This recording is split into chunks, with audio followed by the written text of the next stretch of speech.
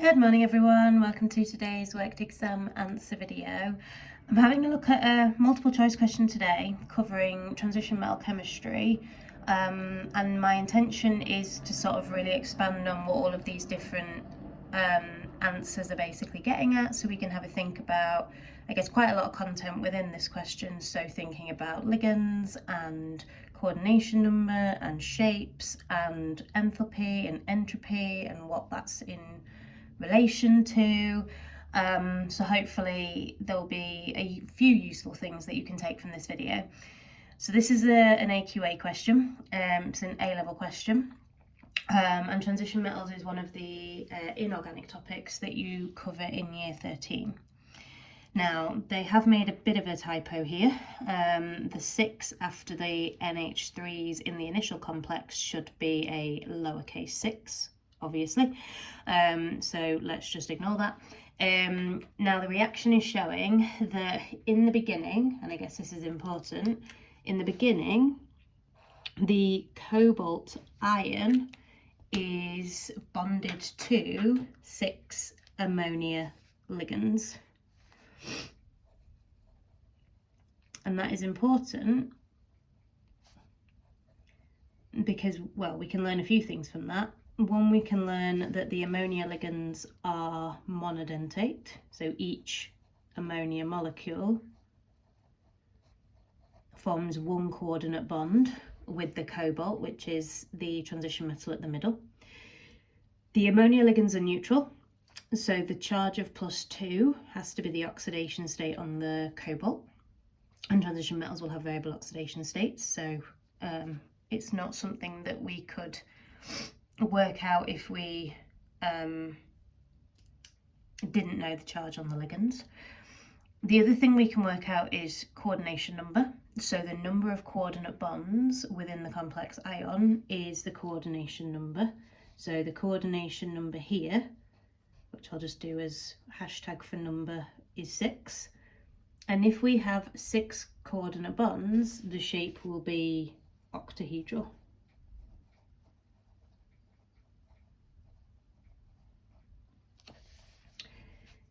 What we are then substituting those ammonia ligands with is this ligand here, which can be called 1,2-diaminoethane or ethane 1,2-diamine, either or. Now, what can we learn about this? Well, we're only needing 3 of them to swap places with 6 ammonias. So that would suggest that these are bidentate ligands rather than monodentate ligands, where there are 2 atoms within the ligand that can each form a coordinate bond. So we've got 3, 1, 2, diamino ethane ligands. These are bidentate. And there are 2 nitrogen atoms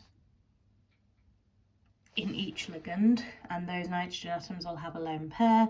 So 2 nitrogens per ligand can form a coordinate bond with the cobalt.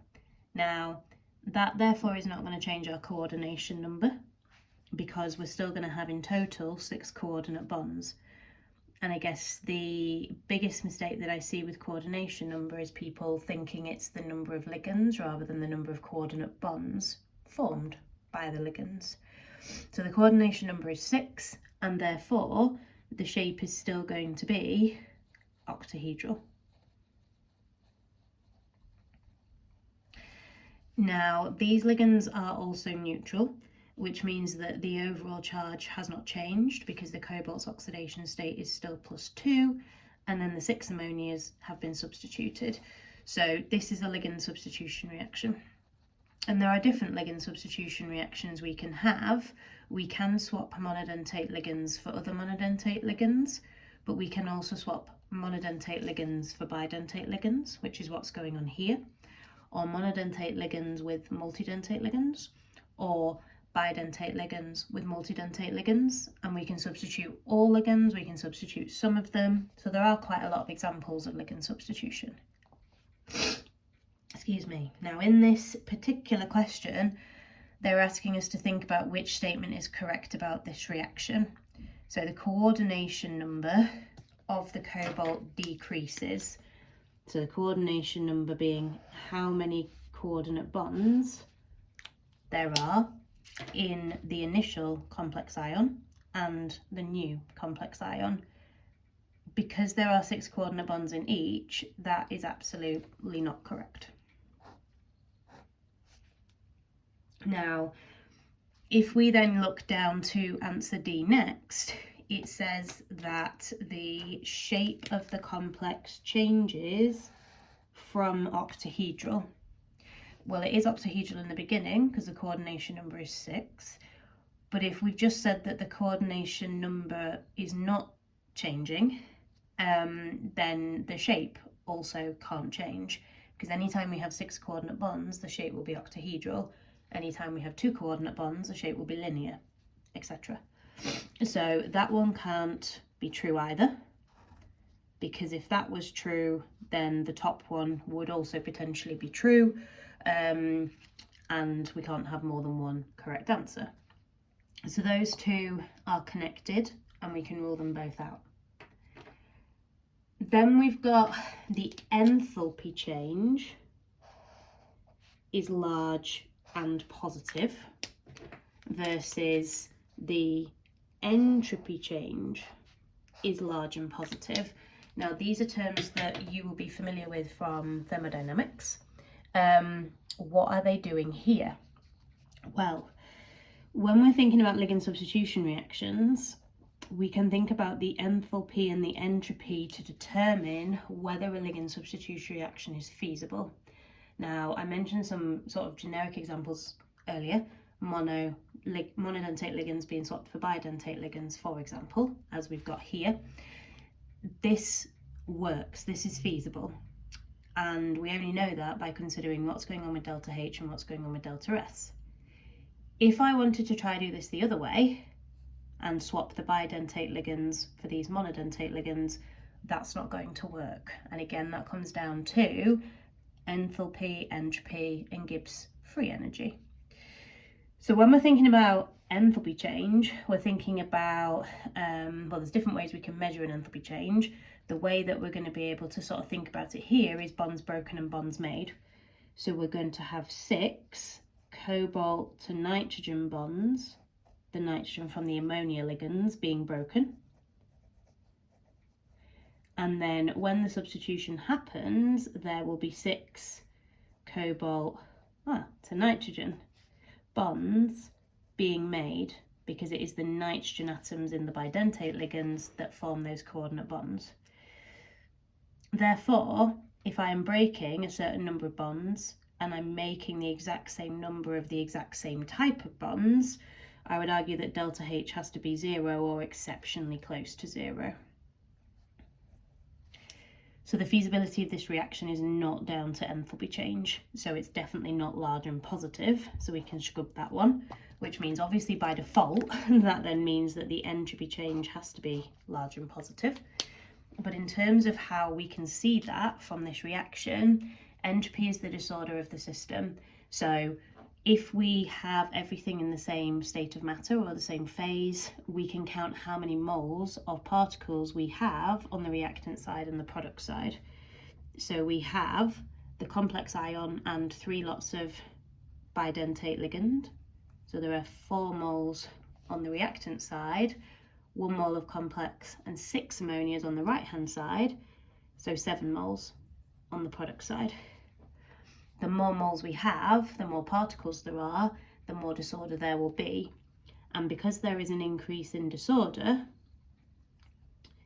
delta S, the entropy change, would be positive. Now we obviously don't know exactly how positive because we don't have any absolute entropy values, but we know that if the disorder is increasing, that these values will be bigger than these ones, and entropy change is worked out by doing the entropy of the products minus the entropy of the reactants, so we are going to get a positive number here.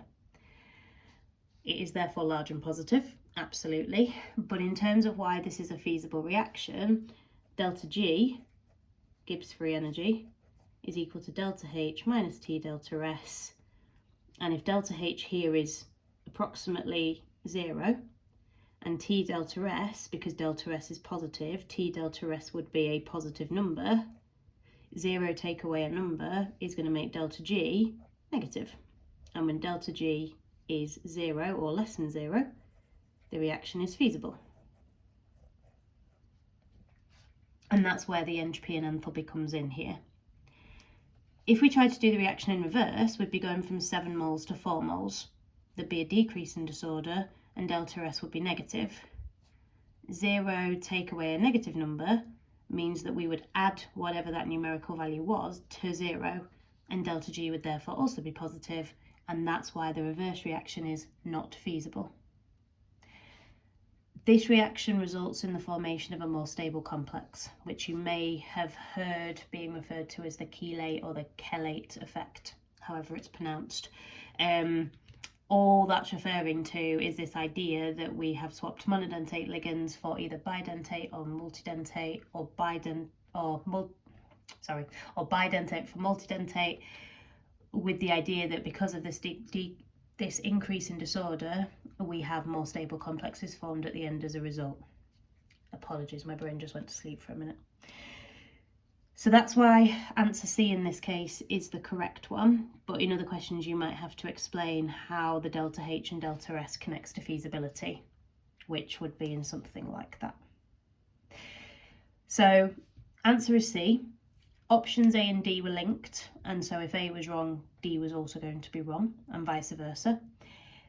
Knowing what ligands we had and how many coordinate bonds were being formed, and maybe writing that down first, or at least thinking about it, might be helpful as an approach for this question. And then understanding how we're going to assess the enthalpy change and entropy change is also really important for these ligand substitution reactions. And hopefully that's been useful, and if I've been unclear, I'm very sorry. Please just ask in the comments or drop me a message. And if there's anything else transition metal related you want to ask or you want me to do a video on, as always, very open to requests. Thank you so much for watching, guys. Take care.